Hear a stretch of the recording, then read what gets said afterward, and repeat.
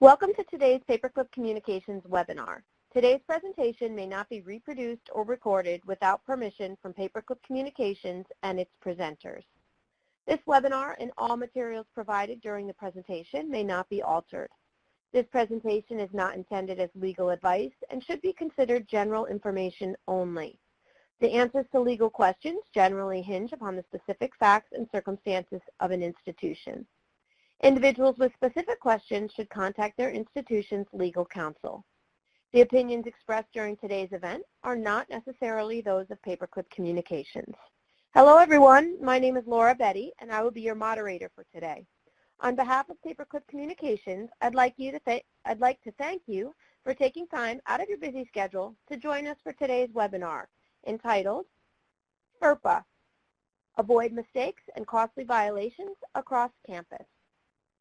Before we get started, let's go over a few things you need to know. Audio should be streaming automatically through your browser. You can click the megaphone icon in the application bar at the top of your screen to mute or unmute the audio. If you have not yet downloaded the webinar handouts and materials for today's presentation, you may download the files from the materials panel on the left of your screen. We will have Q&A opportunities throughout the presentation as well as at the end of today's presentation. At any point during the presentation, feel free to ask a question or write a comment in the Q&A panel at the bottom of your screen. This gives us the opportunity to have some back and forth with our audience throughout our conversation. Finally, be sure to join the conversation on social media via the links in the lower left of your screen. To begin our webinar, I would like to introduce our expert presenter who has so graciously agreed to contribute his professional experience and wisdom with us today. Stephen McDonald is General Counsel at Rhode Island School of Design. Welcome, Steve. Why don't you go ahead and get started? Great. Thank you, Laura, and welcome, everyone. I am Steve McDonald, and I'm kind of the FERPA guy, so let's just jump right in here. Here's what we're going to talk about today. I'm going to spend quite a bit of time actually on the first bullet point here, which is an overview of the structure of FERPA and the fun of the fundamentals of FERPA. It really is fun. We'll spend a little time on some current topics, areas where FERPA is coming up a lot, public records requests for those of you who are public institutions, but also just matters of public interest for all of us. Disciplinary notations on transcripts has been in the news over the last year or so a lot. And then something that pops up now and then, but also is in the news a lot, which is data security, protecting FERPA-protected data. And then we'll close with just a very brief look at some things that are on the horizon.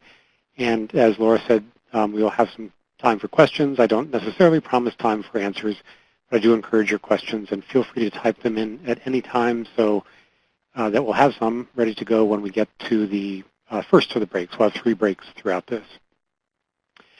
So to start off, FERPA really is quite fun. In fact, so fun that it showed up on Jeopardy a few years ago.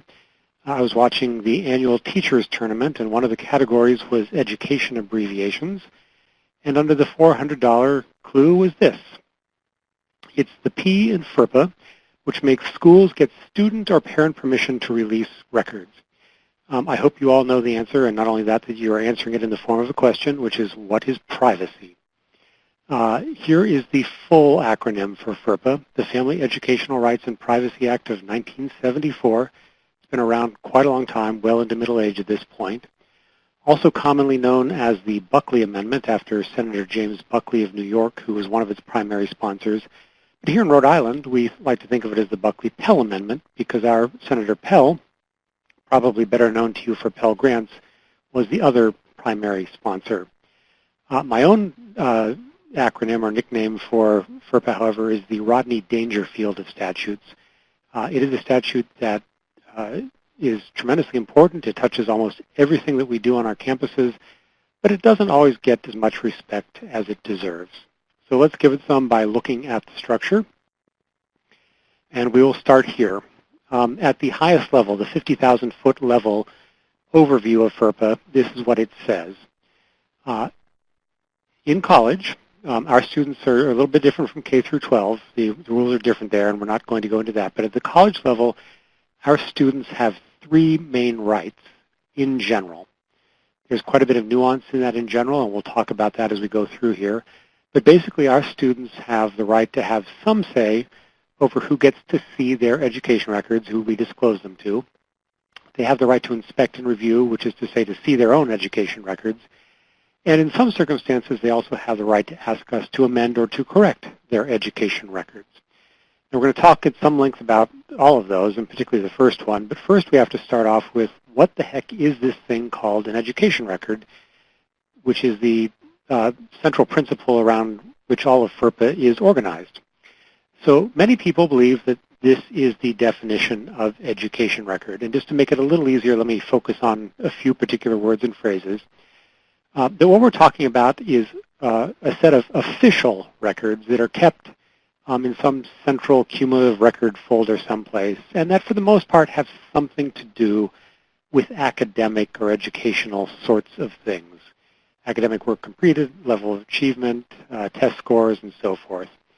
Now, that was, in fact, the definition back in 1974 when FERPA was first enacted. Congress, however, quickly found that this definition didn't work the way it intended because a lot of things that they thought were covered here were not covered out in the wild because different schools had different ways of keeping records. They have different kinds of records, different titles for records. And so they retroactively amended this definition out of existence. And they replaced it instead with this. So really, since the beginning, this has been the real definition of education record. So now, and for the last 40-some years, education records means those records that are just two things. First, they are directly related to a student. And second, they are maintained by an educational institution or by someone acting on behalf of an educational institution. Now, that looks pretty straightforward, looks pretty simple, but I'm a lawyer, so I'm going to make this a little bit more complicated. And I think in order to totally understand this definition, and in particular the breadth of this definition, we have to look at several of the individual words and phrases. So we need to know what's a record, what's directly related, what's a student, what is maintained, what's an educational institution, and what is a party acting for an educational institution. So we'll go through those. We'll start with the easiest one. For purposes of FERPA, an educational institution is any public or private institution that receives funds under any program administered by the United States Secretary of Education.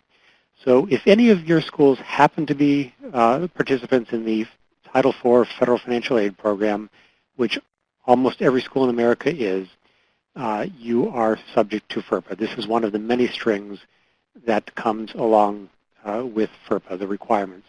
This is also one of the key distinctions between college and K through 12. In the K through 12 level, they get Title II funds if they're public schools, but all those private K through 12 schools do not get federal money, and they're not subject to FERPA. But at the college level, all but a very small handful of schools are.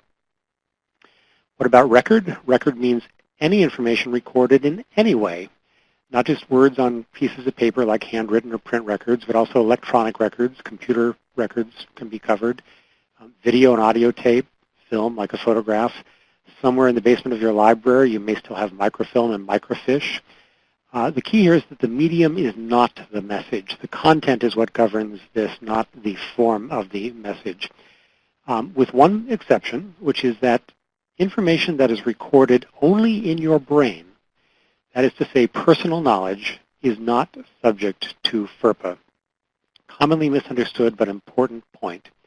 FERPA is a records statute. It governs records and information that is taken from records, but not information in the abstract, which is to say information that is not taken from a record. So if you're walking across your campus and you see a student doing something that concerns you, as far as FERPA is concerned, you are free to tell the world about that because FERPA does not govern that personal knowledge.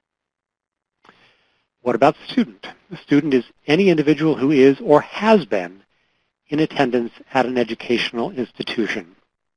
So a couple of interesting temporal things here. First of all, at the time people are applying attending, FERPA kicks in only when those applicants are admitted by us and accept our offer of admission and actually choose to attend. That can be coming to a physical class. It could be signing in for a virtual class. But until that point, they're not covered by FERPA. At that point, FERPA reaches back and grabs their application records and protects them. But for any applicant who was not admitted or who chose to go elsewhere, FERPA would not be relevant. Also at the back end, once our students leave our campuses, either they've graduated, they've withdrawn, they've been dismissed, whatever, however they've left, they still have FERPA rights in their records as long as two things continue to be in existence. If either one of them goes away, FERPA rights cease, which is to say if we destroy a record, which FERPA allows us to do, there are no longer any FERPA rights in that record, or if the student dies. FERPA rights die with the student. So that means that FERPA rights continue in existence for a very long time, usually decades and decades after our students have left our campuses. Next is directly related. In general, a record is directly related to a student if it contains personally identifiable information about a student. You'll see that's in quotes, so we have yet another definition. Here that is. Personally identifiable information includes the kinds of things you would think about, but is not limited to, in that great lawyer phrase. So first of all, the name of a student, obviously, but also the name of a student's parents or family members. The address of any of those people. That could be a physical address, the home address. It could be the campus P.O. box address. It could be an email address. Personal identifiers such as social security numbers or student ID numbers. I don't think many of us are yet doing biometric records, but that's part of FERPA. If we ever do, that will be covered. Also the kinds of things that show up as lousy security questions on websites. Date and place of birth, mother's maiden name. But wait, there's more. Also, other information that alone or in combination is linked or linkable to a specific student that would allow a reasonable person in the school community who does not have personal knowledge of the relevant circumstances to identify the student with reasonable certainty. I'm sure you caught that immediately. What the heck does this mean? Well, basically what this is saying is you can have a record that does not have a name, does not have an ID number, does not have something that instantly and immediately ties the record to an individual student. But nevertheless, there's enough information, demographic or other information, that collectively adds up to a student, and a reasonable person could look at the record and figure it out. So let's say we have a disciplinary record, no big deal. Disciplinary record about a male student, still don't know who it is. There's a disciplinary record about a male student, not named, but lives in a particular dorm, comes from a particular hometown, is in a particular major, participates in a particular extracurricular activity. Sooner or later, there's enough information there that a reasonable person could sit down and say, oh yeah, that's Steve. I recognize who that is. So this is intended to be quite broad, like all the other parts of the definition. What about the word maintain? Maybe the most important word in the definition, and unfortunately, the statute does not define it. So important that it came up to the United States Supreme Court in one of only 2 FERPA cases that ever made it to the Supreme Court back in 2002. This is a case that arose out of the K through 12 context, but it still defined a term that's relevant to us. In the Owasso Independent School District, there was a practice, which is fairly common, I understand, called peer grading, where a teacher will have the students take a quiz, ask the students to exchange their papers across the aisle. The teacher will call out the answers. The students will mark the answers and then call out the grades to the teacher, who will record them in the grade book. Well, Chris Falvo, whose son went to Owasso Independent School District and apparently not Lake Wobegon School District, her son, I guess, was not above average, and she thought that this practice was embarrassing to him, and it probably was. And so she decided to do something about it, and like any red-blooded American mother nowadays, she made a federal case out of it and took it all the way to the United States Supreme Court. Well, to do that, she had to have a legal theory about why this was wrong, and she hunted around and found this thing called FERPA and decided to argue that this was a violation of FERPA. Now, this became a very complicated case in some ways, and it had to do with whether the 6th graders were agents of the school. And the Supreme Court and the courts below found, for the most part, that no, that really is not the case. They're not agents. But in the course of this, they also had to look at this word maintain. And at first, they looked at it and they said, you know, if you look at the overall structure of FERPA, it sounds like what we're talking about are institutional records kept by a single central custodian such as a registrar, like that initial definition of FERPA that is no longer there. This is what I think of as the Indiana Jones theory of FERPA. If you remember that first Indiana Jones film, the last scene, that big government warehouse where the object is hidden, that our records are kept like this. We all have a big room somewhere with lots of file cabinets, and if you pull out a drawer, every one of them is filled with manila folders, and they have student names on them, and every record we have about students exists in those folders and nowhere else. Of course, that's really not how the world works. The Supreme Court recognized it, and so they instead looked at the dictionary, and they said, well, what the dictionary said the word maintain is to keep in existence or continuance, to preserve, or to retain, which is quite close to saying that if a record exists on your campus, you are maintaining it. Now, this is not an official part of the definition, but I believe it to be part of the definition.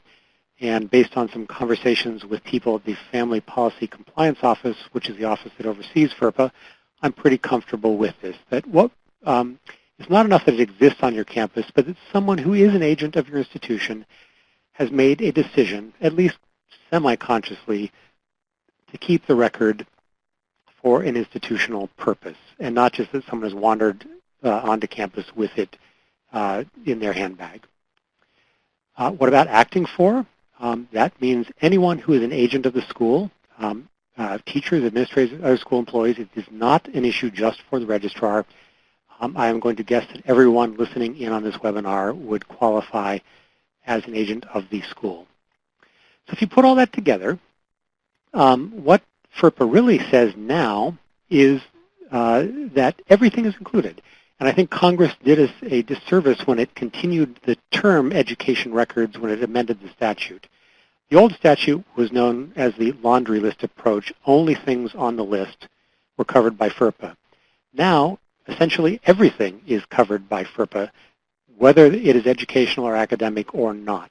So financial aid and account records are covered. Disability accommodation records for the students who have those. Disciplinary records for the students who have those.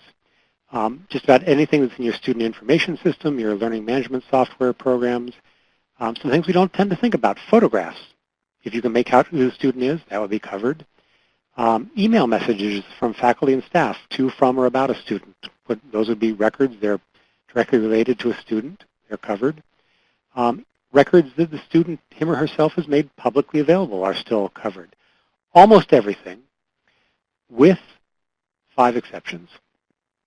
So we now have this rule where everything is covered unless it is carved out, and there are 5 things that are carved out for various policy reasons. So first of all, sole possession records. Sole possession records are records that are created by a single person that are not shared or made accessible to anyone else other than perhaps a temporary substitute for that person for a day, and that are used primarily as a memory jogger. As long as those things are not shared or accessible, they're not education records. Now, that doesn't mean they can be freely shared because the definition prohibits them from being shared. But what it does do is take them out of the inspect and review right that we'll talk about a little bit later on. So what kind of things are we talking about? A classic example would be if a faculty member says, I'm going to grade you 20% on class participation, and throughout the semester he or she keeps notes about which students participate and which don't. So when it comes time to award those points, there's something to base it on.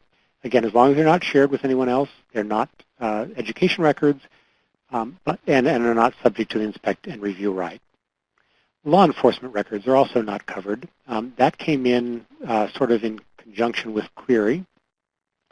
A law enforcement record is a record created by your law enforcement unit. That can be commissioned police or public safety or security. It doesn't have to be commissioned. That are created at least in part for a law enforcement purpose. FERPA recognizes that our law enforcement units typically do wear at least 2 hats, one being a law enforcement hat and the other for internal purposes, internal discipline or other things, and that are maintained by the law enforcement unit. Those records can be shared with anyone at any time for any reason. But if they are shared internally, some interesting things happen. If the law enforcement unit sends a record to the dean of students to say, you might want to follow up on this for internal discipline, that copy becomes subject to FERPA because it is not maintained at that point by the law enforcement unit. The law enforcement unit's copy is still not an education record and can be freely shared, but the dean of students copy is not. What about the reverse? The dean of students sends a record to the law enforcement unit and says, you might want to follow up on this for law enforcement purposes.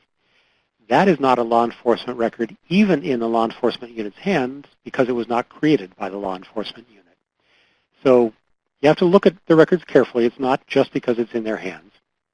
Next are employment records. Employment records in general are not subject to FERPA as long as the holder of the job does not have to be a student. So if you're an employee first and you happen to take a class, as I did many years ago, I took a drawing class here at RISD to see if I could learn how to draw, and it turned out I made a very wise career choice. My class records were subject to FERPA. My employment records did not become subject to FERPA simply because I had happened to have taken a class. However, if you have to be a student in order to hold the job, even your employment records are covered. And that would be things like resident assistants or teaching assistants or work-study students. Their employment records are still subject to FERPA. Next is alumni records, records that you create about your students after they are no longer students, and importantly, that deal with their time after they are no longer students, are not subject to FERPA, and you can do what you want with them as far as FERPA is concerned. So these are the typical kind of records created by your alumni office or your development office. Where do you live now? Where do you work now? What are your development prospects?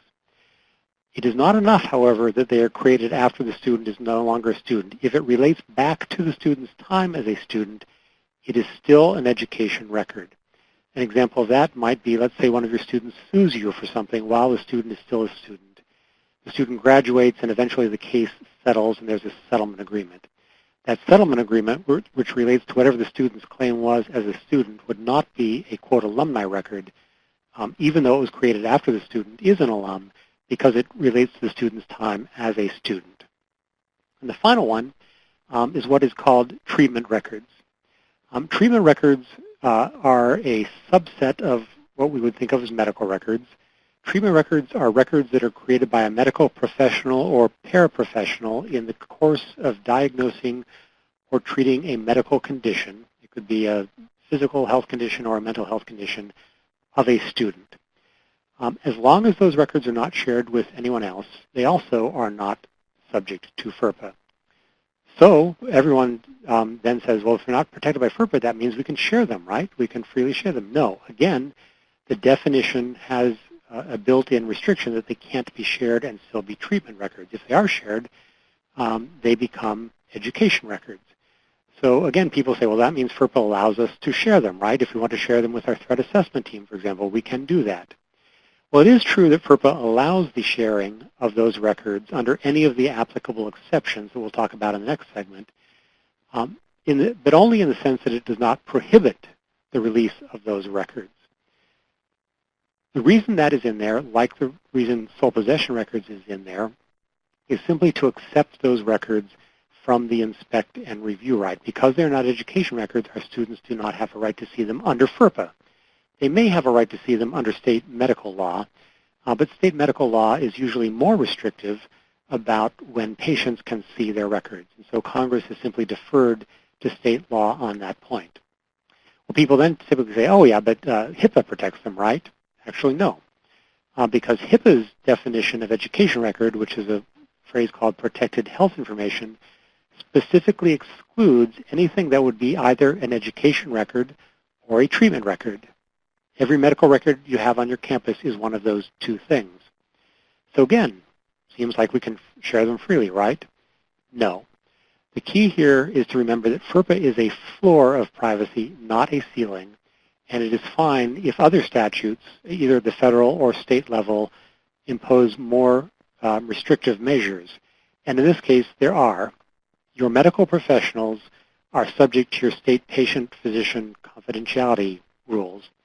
And they cannot share records, even if FERPA would not prohibit them from sharing records, unless state medical confidentiality law would let them share records. And those rules typically are very stringent, only in extreme emergencies for the most part. So the best way to think about medical records is for the most part not to worry so much about FERPA and just look to your state medical confidentiality laws, at least when you're talking about records in the hands of your medical professionals. And with that, we are going to pause for our first question break. I have a few minutes here, and I will turn it over to Laura. Thank you so much, Steve. I just want to remind everybody that we will be taking questions at a couple of different points during the webinar. You also can share any thoughts that you have as well. All you need to do is use the Q&A panel at the bottom of your screen to type in your question or comment.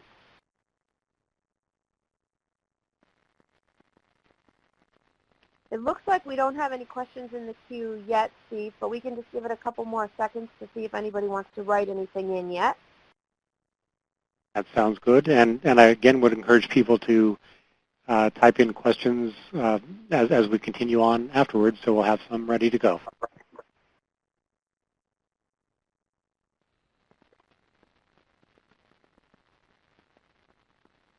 I can't have been that good. There are always questions about FERPA. Here we go. There's one there that says, can students include summer camp participants? Yeah. So that is a great question to which there is not a clear answer. I have asked that question myself of the Family Policy Compliance Office and have never gotten a clear answer, but they have more or less acknowledged that the approach that I take to these things is probably right, or at least pretty close to right, although they reserve the right to change their mind later. So what my approach is that to the extent that those summer camps look a lot like our academic program, and I would apply this, by the way, to continuing education classes as well, they are still subject to FERPA. It is clear that FERPA does not apply only to programs that are degree-bearing or credit-bearing. It is clear that it does not apply only to programs that themselves are eligible for federal funding. Once we get the funding, it covers anything that has a student. But the question is, what is a student? Here at RISD, we have continuing education classes that go for a semester, and the students are doing pretty much the same thing as the students in our regular classes. We also have a pre-college program in the summer where for 6 weeks, students come in into what is essentially art boot camp, and for about 10 hours a day, 5 days a week, they are working very hard like our students. I think those are covered by FERPA, and the Family Policy Compliance Office has more or less said that. On the other hand, what about the 13-year-old who comes into a summer baseball camp? There is instruction of some sort going on, but it's really not the kind of thing we typically do. My view is that would not be covered by FERPA. And again, without formally blessing this, the Family Policy Compliance Office seems to be indicating that that would be close to being right. Thanks, so that's my Steve. answer to that. Our next question, if you have medical records for referrals only and not for treatment, are they considered educational records? So I'm not sure what the referral means. If it is someone comes to your campus student health center to get a referral to an outside practitioner, I think it would still be a treatment record because it's okay to share with other people involved in the diagnosis and treatment, even if it's outside. So if that's what we're talking about, I think it is fine. If it's a referral that is given to someone else, and I'm not sure who that would be, then I think it would take it outside of the treatment record category. Okay. What if a student puts in his or her parent's phone number and not their own phone number, and you call the student to talk to them and the mother answers? What do you do? Well, I'm going to actually talk about in the next segment when you can and when you can't talk to mom and dad. So I'm going to defer a little bit to that, but the first thing I would do is to say that you need to figure out before you talk to mom whether you can, and I'll talk at some length about how you figure that out in the next segment. Our next question here, I believe, is can I give the Census Bureau names and campus addresses of students? So that will depend on your definition of directory information, which again is something we're going to talk at some more length about in the next segment. But you absolutely can share directory information with the Census Bureau, as you can with anyone. And almost certainly on your campus that would include those two pieces of information, although it doesn't have to, and we'll talk about that. But the key here, I think, is that the Census Bureau has no special rights to student information. They can get information only to the extent that you could share it with others. And for them, the key is going to be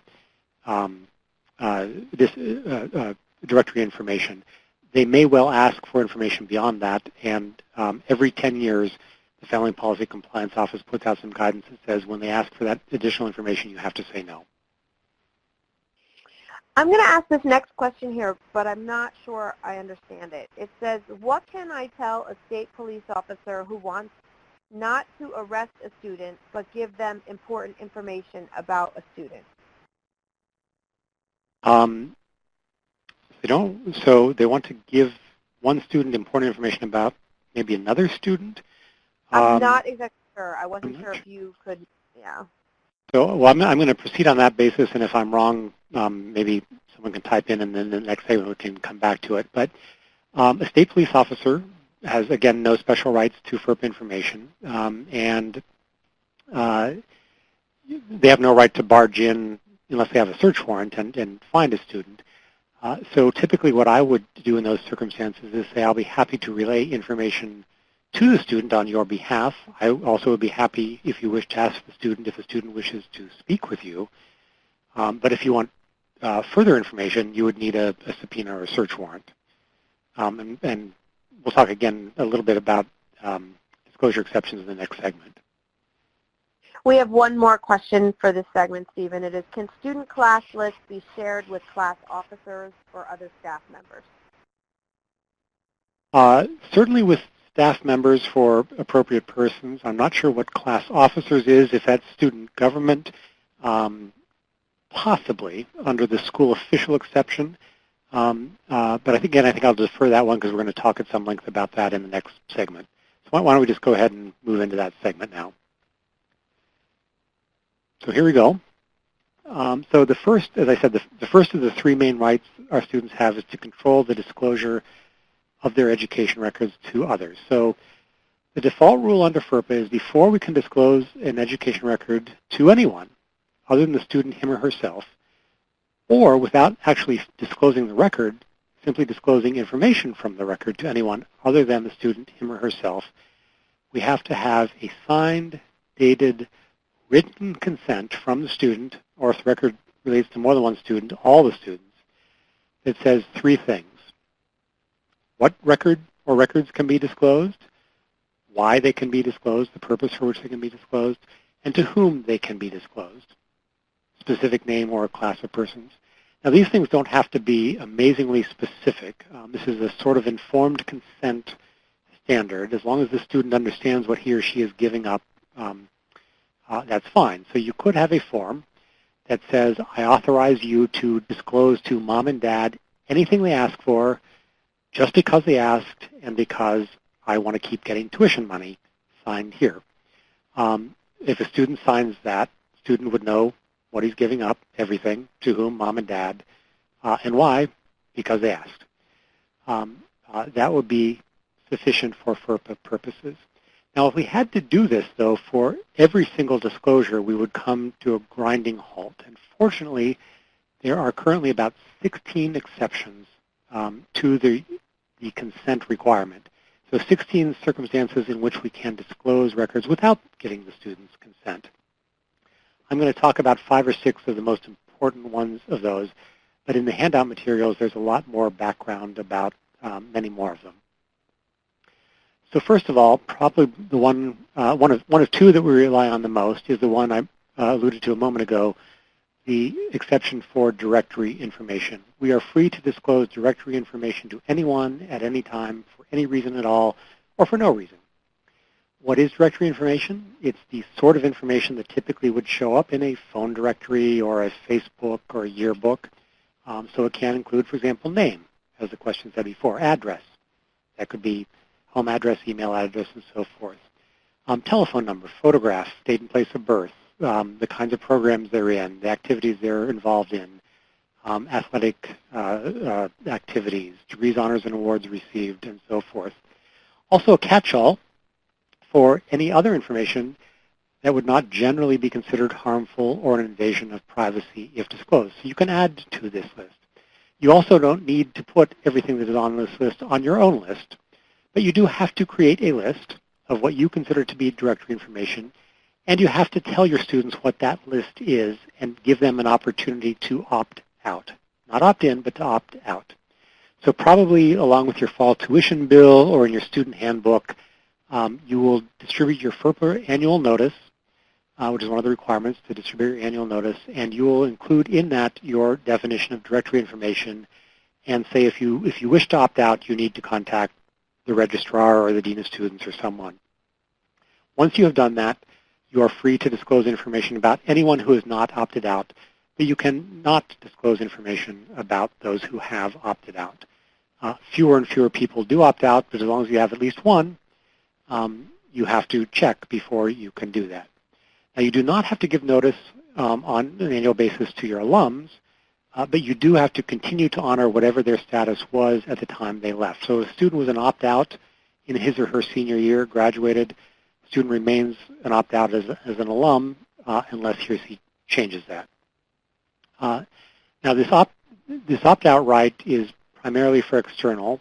It does not allow students, as someone apparently has tried, to say, you cannot give my faculty a class roster with my name on it, and my faculty member cannot call on me by name because I don't like the Socratic method.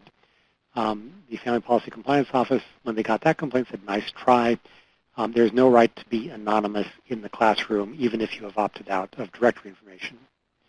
When you do disclose directory information, you have to be careful not to link it to something else, like a social security number or other non-directory information. You might get a degree verification request that says, could you tell me if Steve McDonald really did graduate back in 1978?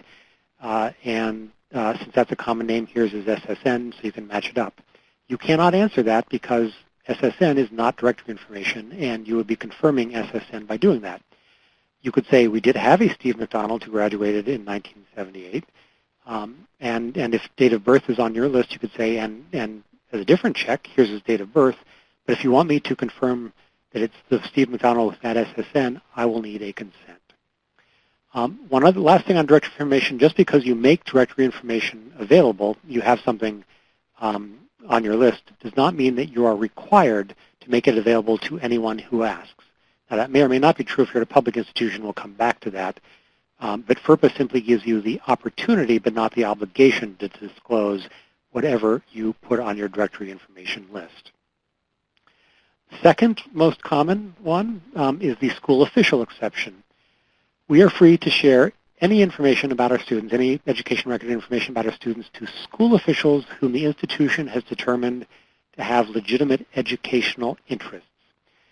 Each school gets to decide for itself who is a school official and what is a legitimate educational interest.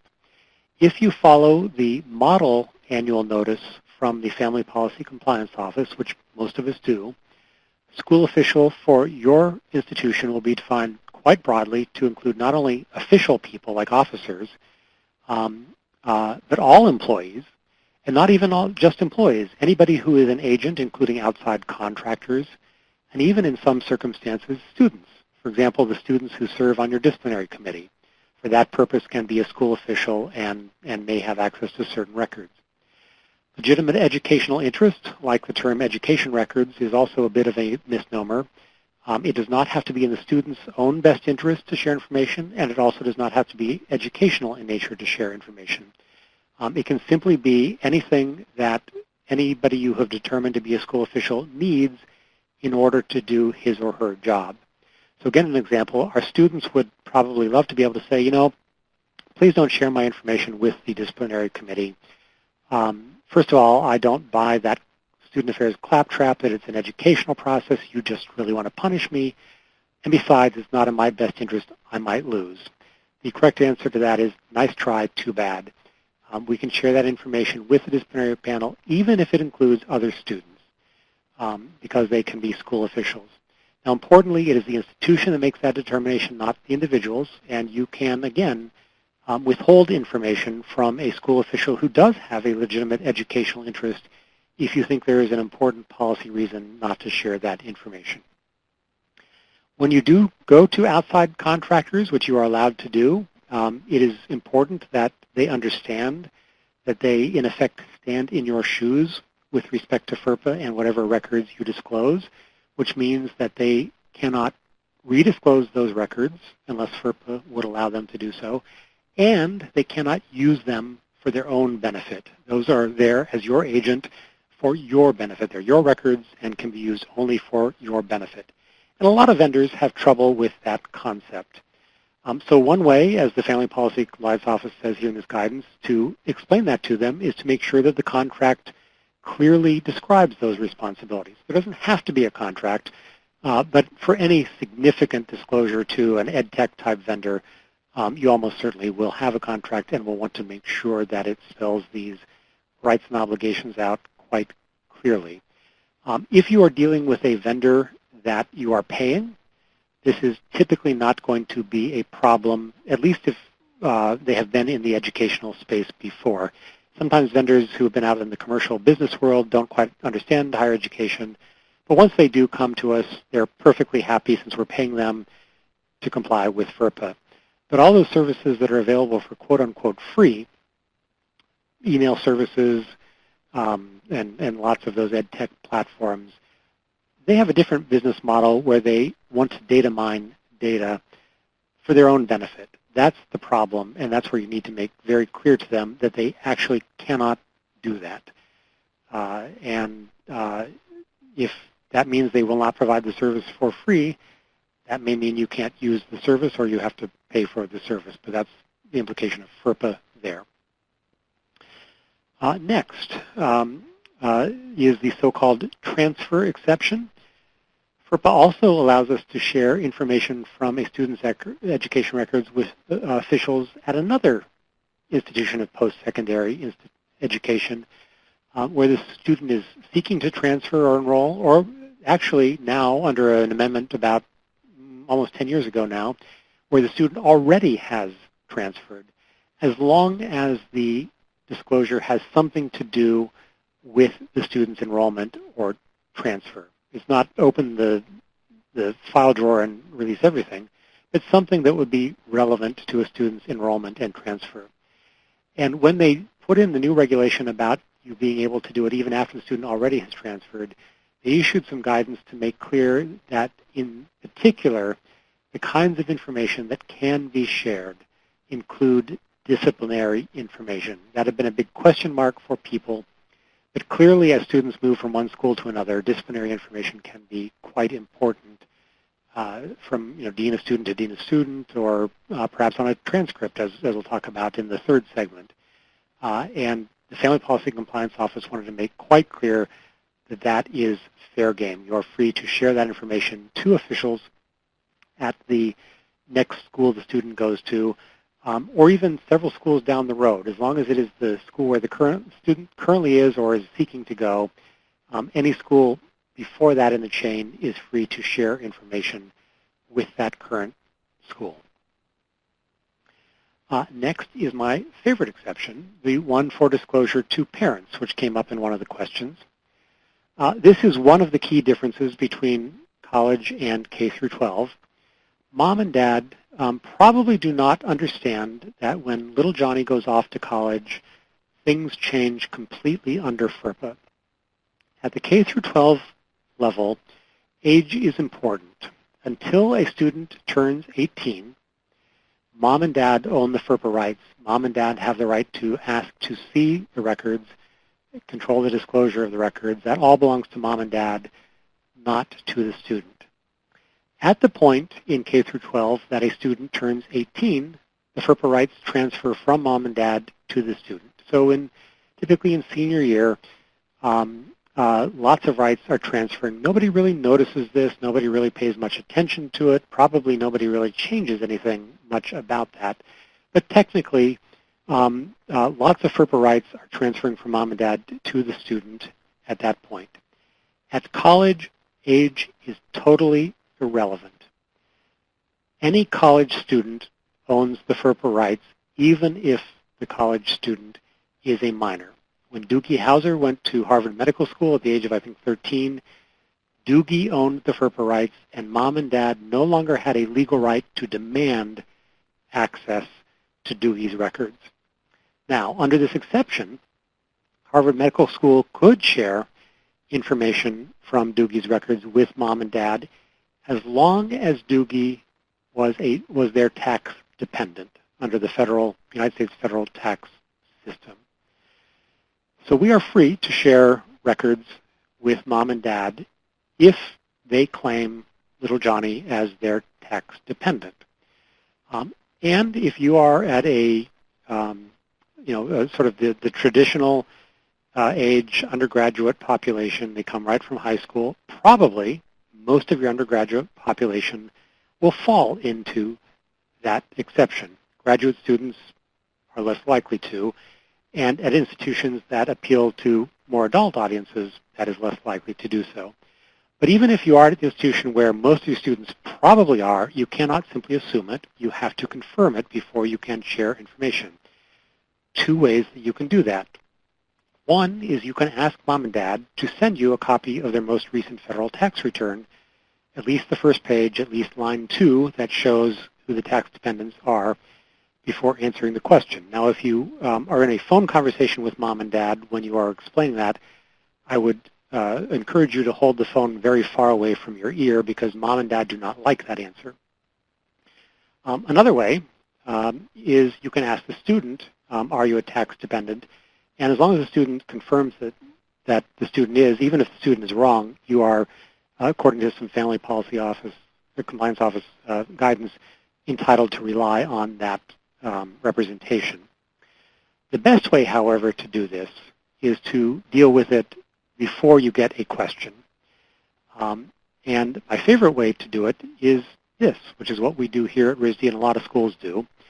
At some point in the summer before our freshmen show up on campus, we send them a letter, and the freshmen and mom and dad, welcome to RISD, we're looking forward to it, it's going to be a great 4 years, and here's lots of information you need to know.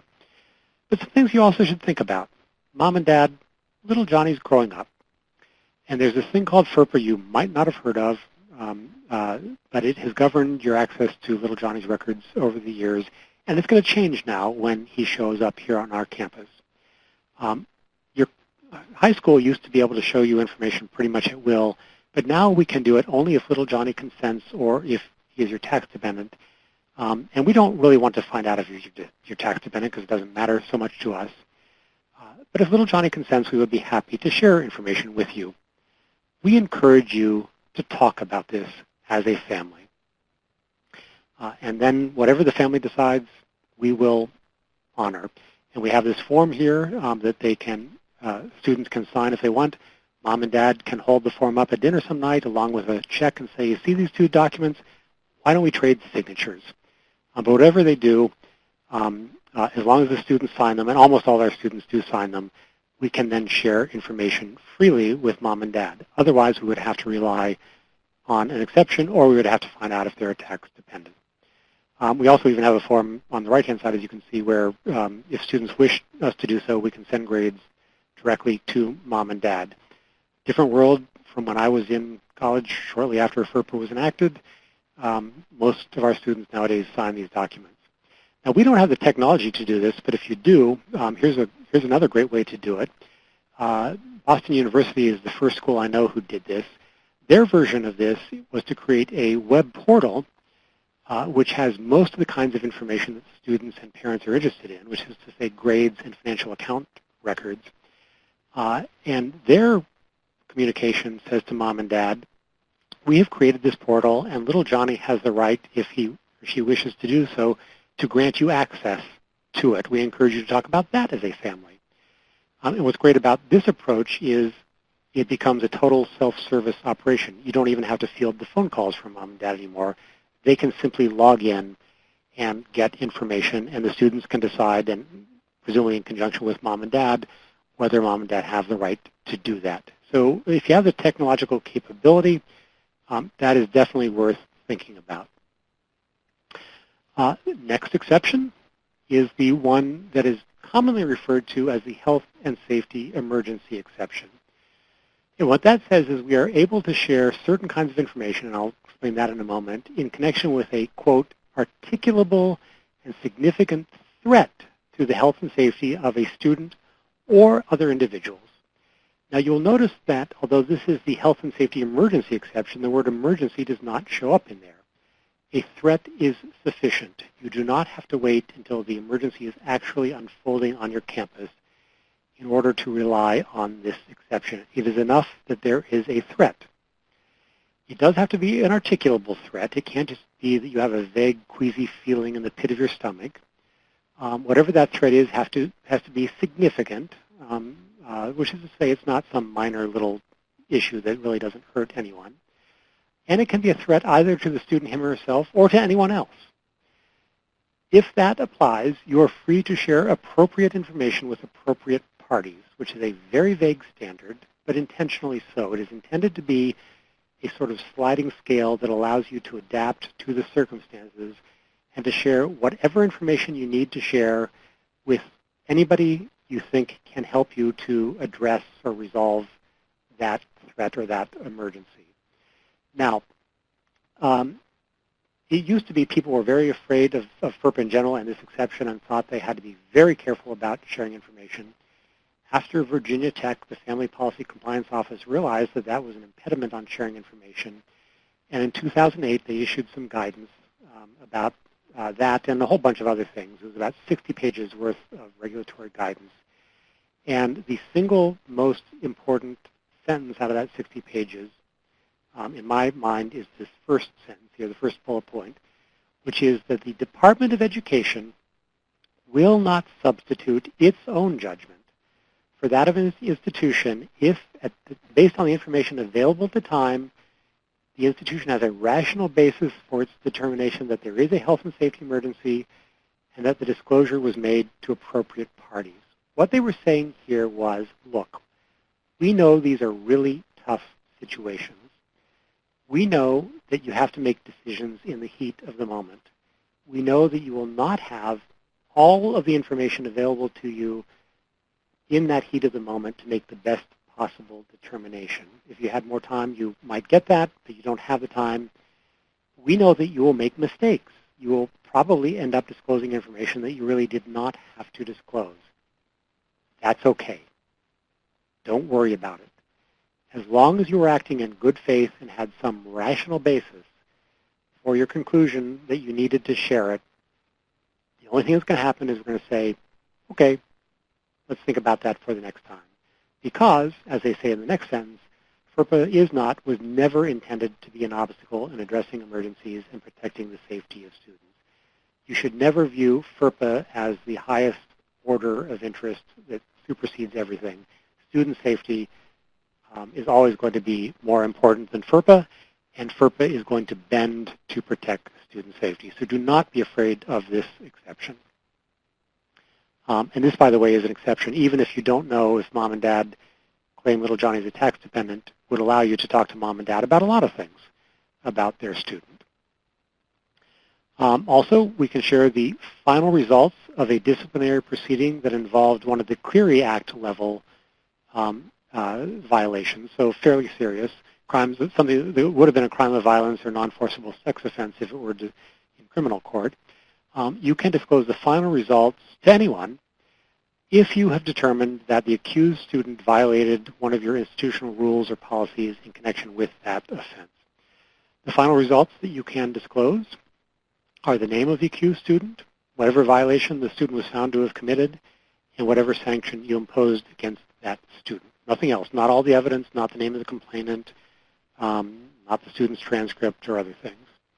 Now, if you have one of those circumstances or hearings that involves a Clery Act offense and you find the student not in violation, you still can disclose the final results to the complainant, but only to the complainant, not to anyone else. But the complainant, who is an important party to that proceeding, can find out what happened. There are a number of other exceptions as well. Key here is that as far as FERPA is concerned, all of them are discretionary. They give you the opportunity but not the obligation to disclose records. However, if you are at a public institution, you may have some public record obligations to disclose some records, and we'll talk some about that in the next segment. Also keep in mind these exceptions are independent of each other, not cumulative. You only have to find one that applies. If you have a health and safety emergency, you can, as I mentioned, talk to mom and dad, even if little Johnny is not a tax dependent. If little Johnny is a tax dependent, you can tell mom and dad about anything. Health and safety emergency, a disciplinary hearing that didn't involve a Clery Act crime, anything at all. You just have to find one that works. Quickly, the other two parts of FERPA, which don't come up very often, but I just want to highlight them for you. Our students do have the right to inspect and review their own education records within 45 days of request. You do not have to drop everything and respond immediately. You can take the full 45 days if you want. This is a right only to look at their records, not to get a copy. The only time a student would have the right to get a copy is when, quote, circumstances effectively prevent the student from exercising the right to inspect and review. So if a student graduates from here at RISD, moves to California, we can't say feel free to stop on by. However, if it is really important to us not to share a copy of a record, we could say, you know what, I have a registrar friend at a campus near you who has agreed to be a school official on a temporary basis for me. I'm going to send the record to that registrar. Feel free to go look at it there. When you're done, the registrar will send it back. If it's important to you, you can almost always figure out a way not to actually share a copy, but you can share a copy if you want to. Only two things the students do not have a right to see: whatever records mom and dad gave in order to get financial aid, and also those confidential letters of recommendation, typically from a high school guidance counselor, that have those so-called Buckley waivers. Also, if a record relates to more than one student, each student gets to see only the part of the record that relates to him or herself and not the other information. The third part is the right to seek amendment. Our students have the right to ask us to amend, which is to say correct records, to the extent and only to the extent that the records contain information that is inaccurate, misleading, or a violation of the student's rights of privacy. Under long-standing interpretation, this essentially means Scrivener's error. Somebody wrote down the wrong thing.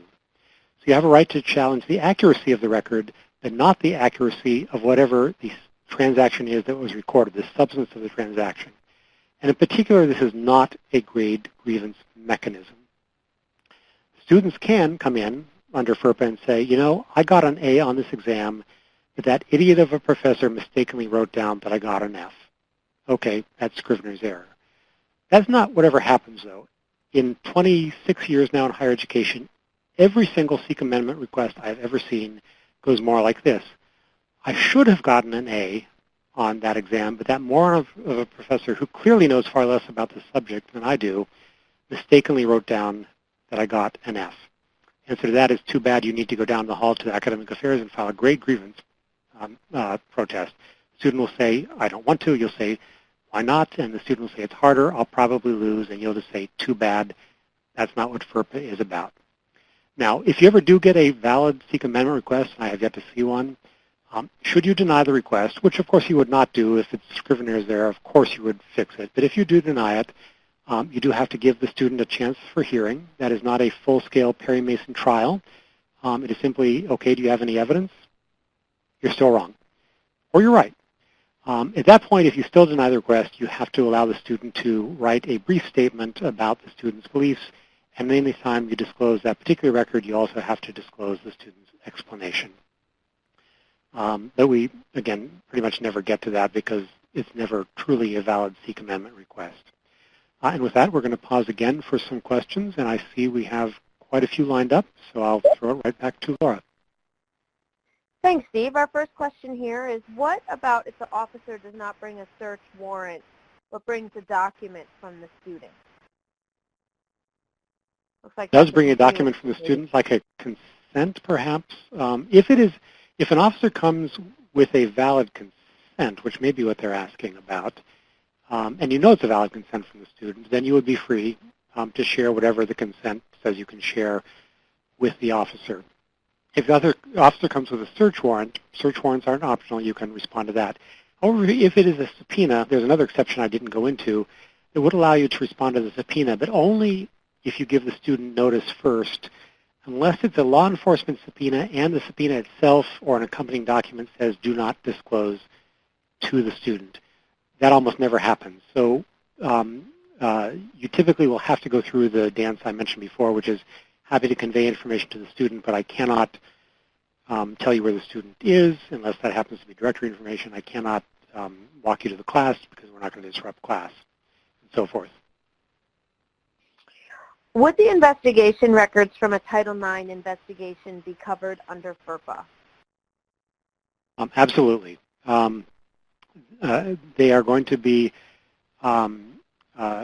records that you maintain and that are directly related to a student. Now that said, it is conceivable that some or all of them could fall in one of the different exceptions. Your investigator's notes might be sole possession records. If the investigator keeps notes just as a memory jogger and then compiles a report from those and never shares the notes with anyone else even though the report gets shared, those notes could be sole possession records and would not be education records as long as they're not shared, and therefore would not be subject to the inspector review right. Also, if the Title IX matter rises to the level of something that could be a law enforcement matter, and if the investigator happens to be a member of your law enforcement unit, those might qualify as law enforcement unit records, which would not be education records and theoretically could be shared. But for the most part, Title IX records absolutely are. Let's see here.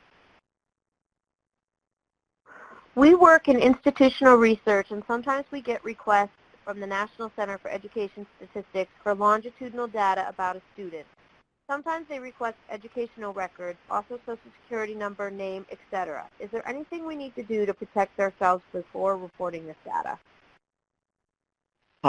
So one of the exceptions that I didn't go into allows us to share information with authorized representatives of, among others, the Secretary of Education, and I believe NCES is an office within that. And they do have some statutory ability to get access to things without consent. That said, you would need to make sure that the request falls within whatever their normal authority is. And particularly if you're dealing with something sensitive like Social Security numbers, you will definitely want to make sure that however the information is transmitted is appropriately secured. But yes, as a general rule, you are able to share a pretty significant amount of information with NCES.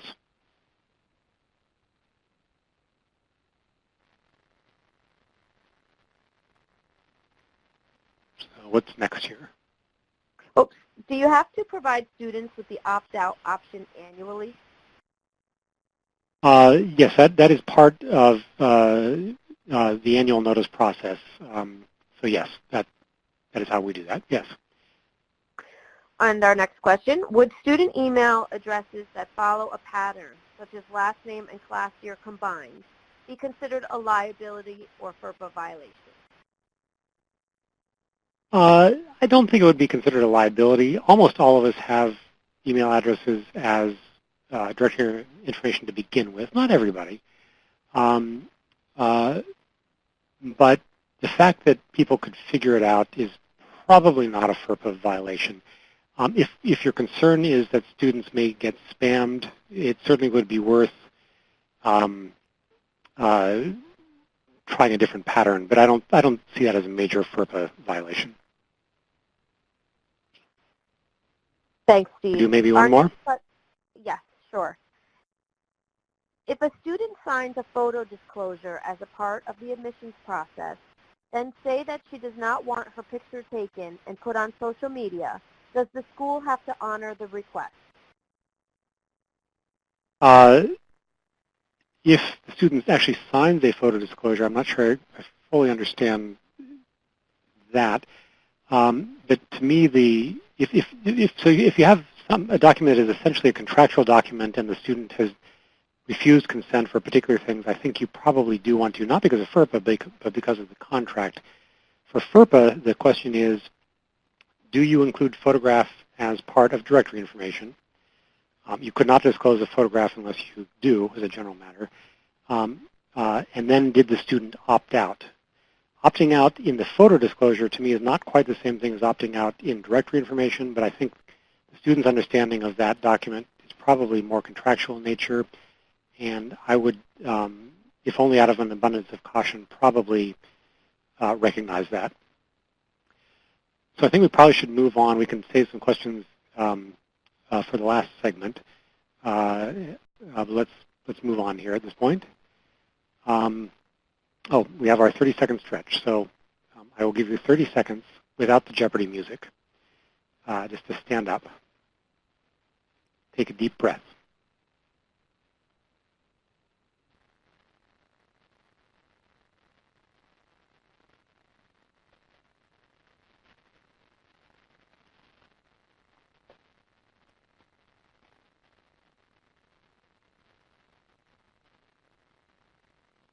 Okay, looks like about 30 seconds. So let's jump into a few hot topics. What about sort of the public aspect of things? Now, first of all, if you are at a public institution and subject to public records statutes, people will be making public records requests for things. Family Policy Compliance Office has made quite clear that FERPA is not a public records statute, and as federal law, it preempts state law to the contrary. So when people are making public requests for documents on your campus, for the most part, to the extent they're education records, you are not able to share them. However, some states' laws require disclosure of records unless some other federal law specifically prohibits disclosure. And that's where it can get a little dicey because some things can be, for example, directory information, which you are entitled to disclose if you wish to. You're not affirmatively prohibited. And here's an example of how that came up. In 2006, Virginia required that each campus in the state report to the Virginia State Police for all applicants who are accepted for admission, the applicant's name, SSN, date of birth, and gender, so that they could do some kind of background check. Now that's interesting. And what Family Policy Compliance Office said, well, to the extent that we're talking about applicants who are not yet in attendance, not yet students, you can share any of that information because FERPA does not kick in. However, Virginia, like lots of states, has institutions that are effectively rolling admissions, open admissions, and some students apply and are admitted and begin attendance within 24 hours. There's no time to send information to the state police before it becomes subject to FERPA. And then we have to look to FERPA. Well, FERPA would allow you to disclose name and date of birth as long as that is on your list and the student is not opted out, but it would prohibit you from disclosing gender and SSNs because those are not things that can be listed as directory information. And again, federal law preempts state law on that. Well, what about if the student, him or herself, makes something public? People have argued over the years that that's an implied waiver of the student's rights. And the answer to that is maybe.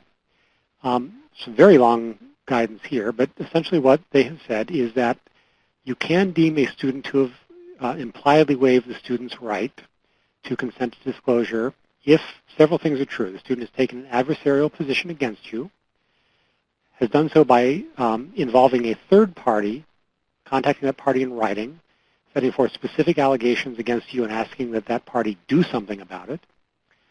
If that third party has a special relationship with you that allows that third party to actually do something about it, either by taking formal action or at least significantly affecting your relationship.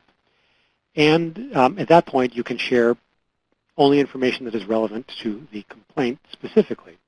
So some examples of where that might come up. A student writes to a foundation that you have applied for a grant to and says, don't give money to them, they're evil. You can respond to that.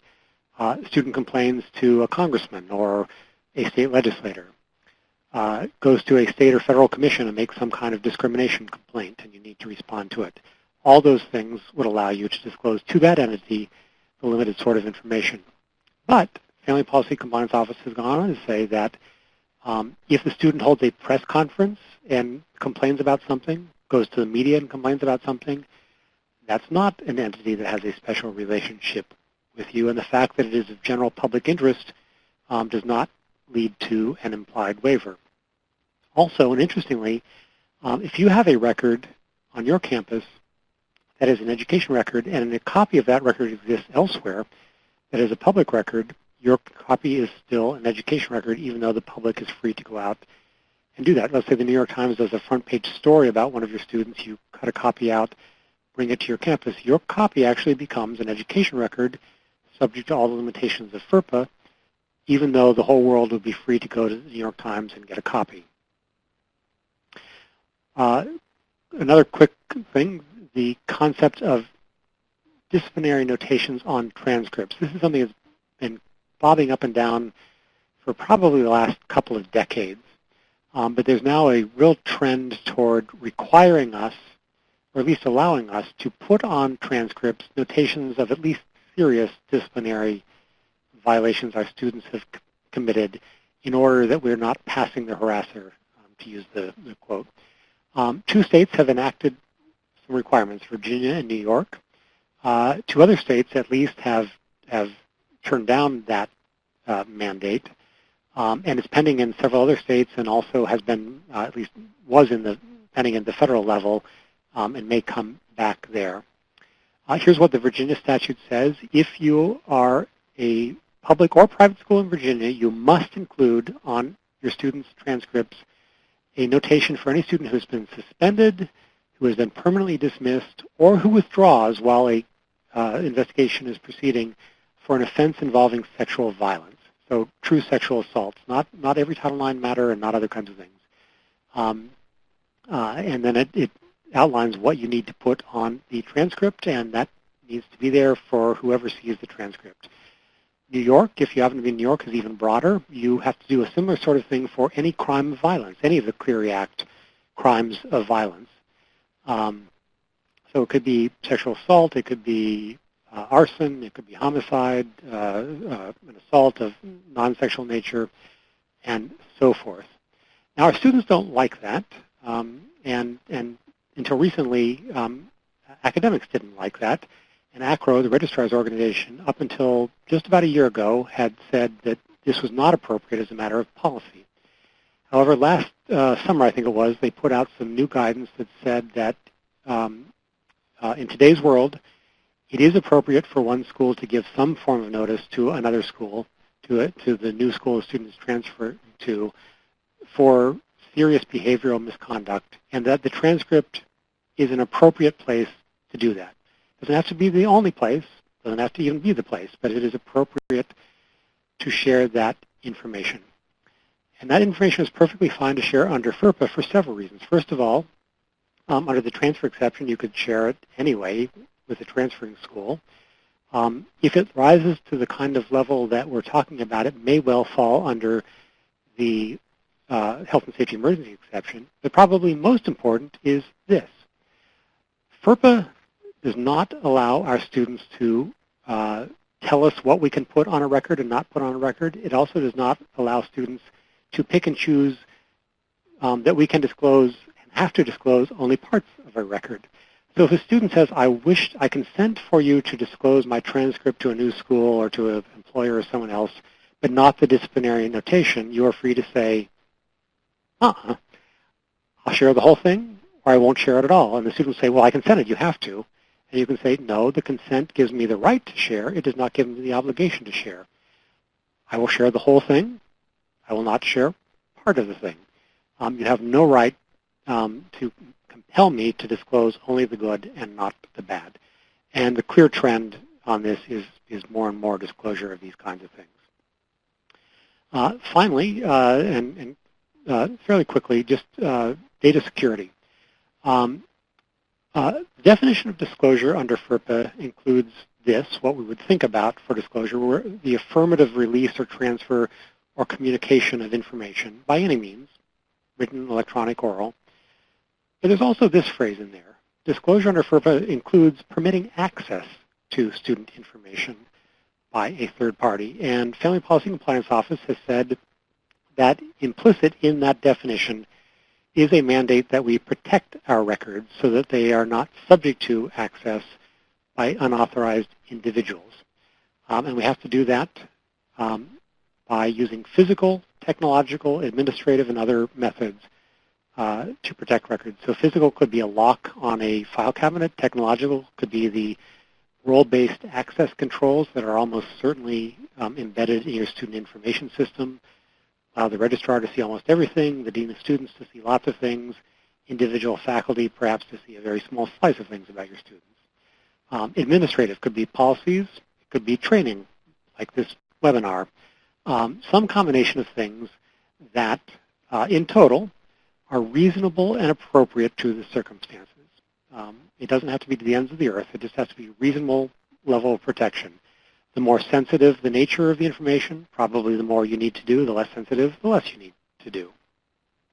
Also some very good guidance, helpful guidance, which is that effectiveness of our measures to protect our students is one measure, but not necessarily the dispositive measure of whether we have acted reasonably. And here's the key sentence. We are not required, when we impose those reasonable methods to protect records, to eliminate all risk of unauthorized disclosure, but simply to reduce it to a level commensurate with the likely threat. So if we make some good faith mistakes, we're not going to be in trouble. If there is a breach, FERPA itself is not a data breach statute, and we do not need under FERPA to notify our students. That said, some of the information that is subject to a data breach statute may be covered by other statutes if it includes, for example, Social Security numbers.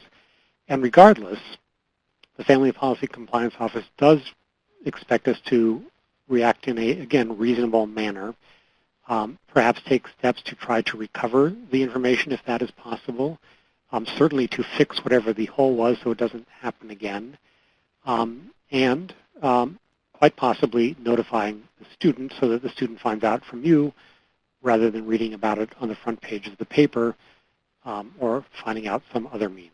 Not that you have to do that, but they strongly suggest consideration of those things. And then finally, before we go to questions, just some things on the horizon. There are, at the moment, a number of bills that have been introduced and are out there at various stages. The Protecting Student Privacy Act of 2017, and I believe is still in the hopper, is designed to include clearer and more stringent protections for student data that we may share with those outside ed tech kind of companies. Congress is very concerned, particularly at the K through 12 level, about the data mining that companies probably are doing about our students. The College Transparency Act is an effort to overturn what is at the moment a federal ban on a national student unit record system. In one of the questions, there was a question about a longitudinal database system. Those exist at the state level, and FERPA does allow us to share information with state entities under some controlled circumstances, but at the moment prohibits us from doing it at the national level, and there is an effort to change that. The Campus Accountability and Safety Act is something that would yet again amend the Clery Act to add more sorts of things to be tracked and reported on, but also in some ways to allow us to share some of that information a little bit more broadly. The Reverse Transfer Efficiency Act is something that is important particularly to community colleges, and I believe we have some of you on the line. There was a question came up to FPCO a few years ago. Could a student who goes to a community college, doesn't complete an associate's degree, transfers to a four-year college, could the four-year college share information backwards under the transfer exception? And FPCO said no, that's only in one direction, only to the current school, and there's really nothing under FERPA that would allow that. We recognize that it would be a good thing to share information back because students might actually have fulfilled their associate's degree with subsequent classes at the four-year institution, but you would need consent. And this act is an effort to make that easier without getting student consent, which would be a real service to our students. You've probably heard about the Education Department's Regulatory Reform Task Force. They are allegedly taking a look at every single regulation to see if it is too burdensome, too confusing, and so forth. No idea what's going to come out of that, but FERPA is in the mix, and we will see what happens there. With that, we will take one more break for questions, and then we'll come back with just a few final takeaways before we end. So back to you, Laura. Thanks, Steve. If the student signed a disclosure to allow someone to access their record, what information would you need to verify identity? Would it be info about the student, the other person, or both? And how much information would need to be validated? So actually it would be both, and the standard here is essentially one of reasonableness. So you would need to be sure that it was in fact the student who gave you the consent. If a student walks into an office, you can easily do that with a student ID. If the student faxes in a consent, you might be able to do a signature comparison, although you're not entirely sure that the student signed that. So you might do something like, reach out and communicate to the student through a institutional email address or a phone number that you have on record for the student, just to confirm and follow up and document that. But something that you are reasonably certain it is from the student. If an email just comes in from some random email address and says, hey, I'm Steve, I consent to you to disclose something to mom, that clearly is not enough. You also need to be sure that the information going to the person the information is going to is in fact the person that the student consented. So sometimes that'll be easy. Again, if it's like a degree verification service you deal with normally, you're going to know who that is and have an established protocol. But if it's I consent to disclose to mom, you need to make some effort to make sure it is mom. Now, maybe you simply ask the student, is this the right email address? That's probably enough. But if mom is the one sending in the consent form, then I think we need a few more steps. First of all, to make sure that little Johnny actually signed the consent form, and second, that it really is coming in from mom. So a long-winded way of basically, yes, you do need to verify both, and you need to take some reasonable steps to be reasonably sure, but not absolutely sure who you're dealing with. If an institution conditionally admits transfers with unofficial transcripts, can the prospective school request and can the previous school acknowledge if a student has a balance at the previous institution? Of course, an outstanding balance would prevent the release of an official transcript in the future. If the balance were relevant to the transfer, the prior school could under the transfer exception. I'm not sure that it would be relevant, other than I guess if you're trying to figure out why we're not getting an official transcript, I suppose they could probably, for that purpose, disclose that. But as a general matter, this doesn't seem like it would be relevant. If a student is a tax dependent, can we share all information with the parent? If the student says they are tax dependent over the phone and it's okay to share info with mom or dad, are we able to share without physical documentation?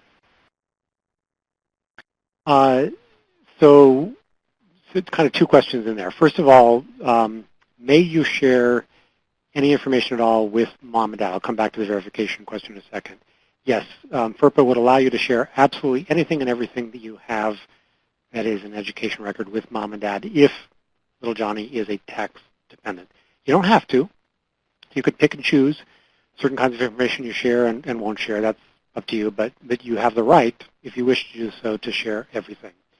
What do you need in order to document it? This is not under the signed, written, dated, written consent requirement, so you don't necessarily have to do that. But I would want to document something. If it is a conversation you have with a student and you've taken reasonable steps to make sure that you actually are dealing with the student, I would want somewhere to record that this is how I got the student's consent. A document's always going to be better than not, because it's much better evidence. But I don't think FERPA really requires a written document for that purpose. Thanks, Steve. What happens if the emergency is about students' loved ones, For example, can we share that the student is or is not on campus if the student's mom or dad's child, I think, has an emergency? So mom and dad have an emergency. So if they're, I think could you share, if there's an emergency with a student's loved one, can and you they're share looking for whether the or not student? the student is on campus? That would be my interpretation. Okay. Yeah, so it doesn't have to be an emergency to the student, him or herself. It can be to any other individual. So mom and dad could count. I think my first instinct would be to do everything I could to contact the student to say, hey, mom or dad has an issue. I'm not sure how sharing whether the student is on campus is going to help mom or dad's issue. But if there is a connection, I think you could share that, yes. It's a very forgiving, flexible standard. I'm going to take one more here. Okay. How should we proceed when students request via email that we give final grade reports with a third party? Could you say that again? How should we proceed when students request via email that we share or give final grade reports with a third party? Oh, okay. So the student himself or herself is requesting. Email is technically not a signed, dated, written consent. An electronic document can be a signed document if you can authenticate that it really came from the student, but you're not really sure for that. So my inclination for that would be to say, I really need you to come into the registrar's office and sign the form. So next time you're near the administration building, just come in and sign our standard form. If you're really confident it came from the student, as a risk management matter, it's probably not a big deal to go ahead and do that. Save the email, but technically you really would want to sign dated written consent. So that's that one. So it looks like we have several other questions, and we can answer those after the webinar in writing. And I will just go to my final takeaways, and then we'll wrap up. So just some common kinds of things that come up, and this actually relates a little bit to that last question. Posting grades. Even today, with all the electronic stuff we have available, faculty often still want to post grades on the wall outside their office. You can do that, but it's not very easy. You certainly can't put them by student names. You really can't even do it by the last 4 digits of a student's Social Security number, because that's not uncommon information, and people could figure that out. But if it's really important to you to do it, you could put up a list by an anonymous number that is known only to the individual student and the faculty member. And more important, that the list not be in alphabetical order. In other words, it be randomized. Because if it's in alphabetical order, just without the names, people still could figure it out. But by far, in today's world, the best way to do this is to simply have an authenticated web portal, and then the student doesn't even have to trudge across campus to the office, can just log in and see it. Same principle for returning exams and papers. Faculty sometimes just want to say, I'll leave this in a box outside my office. Really can't do that, even if it's in a sealed envelope, because you have no real assurance that your students are all 100% honest and will only pick up their paper, even not by mistake. What about writing letters of recommendation about our students? Well, people don't think about this, but that includes disclosing information from education records. So you really need a consent from the student in order to do that. Should be a signed, dated, written consent, spelling out what you can share. And as long as you're doing that, I also would recommend that you include a waiver of liability. It says you are not going to sue me for giving an honest appraisal of the student. Not a FERPA question, but a good liability question. Back to the mom and dad thing. This comes up more and more as we move from what used to be called helicopter parents to attack helicopter parents to now I hear the phrase Velcro parents, where they just cannot detach at all. And we get, seems like, questions all the time. Can't do it unless we check the student status and to confirm they really are the parents. But most important is remember, we do not have to do this. If we're going to talk to parents, in particular, individual faculty or individual RAs or whatever should not be the ones talking to mom and dad. Designate an office that will take care of those things and route those calls there. Finally, a few tips on electronic records. Be careful what you write down about your students, particularly but not exclusively in electronic records. At the very least, whatever you write down, be very careful about sharing that record. As long as you don't share it, it can still qualify as a sole possession record, and the student can see it. But as soon as it's shared, the student has a right to access to basically everything that we have. And as Benjamin Franklin once said back in Poor Richard's Almanac, 3 may keep a secret if 2 of them are dead. So keep it that sole possession record. Whatever you do write down, having been very carefully to be very factual and objective, also be very careful if and when you dispose of that record, how you do it. Do not be the school that, and this has happened, the student newspaper finds a lot of student records in a dumpster out behind the office building and then does a big story about how this kind of thing could have happened. And be particularly careful with electronic records, email, but other kinds of electronic records, because while it is theoretically possible to keep control of a piece of paper and make sure that you have destroyed all copies of that, it is virtually impossible to keep control of electronic records. And you've all seen in the news headlines, lawsuits where electronic records have been found and have been the smoking gun. So be very careful about that kind of thing. There are lots of handouts and references with lots more detail, which I think you can find all on the left-hand side of your screen.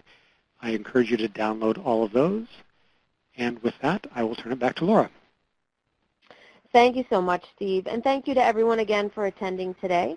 Please consider joining our Facebook and Twitter communities to be a part of our national conversations about higher education. For those listeners who are unable to get your question answered in our allotted time, please feel free to email any questions or feedback that you have to info@paper-clip.com, and our panelists will have the opportunity to respond to you over email.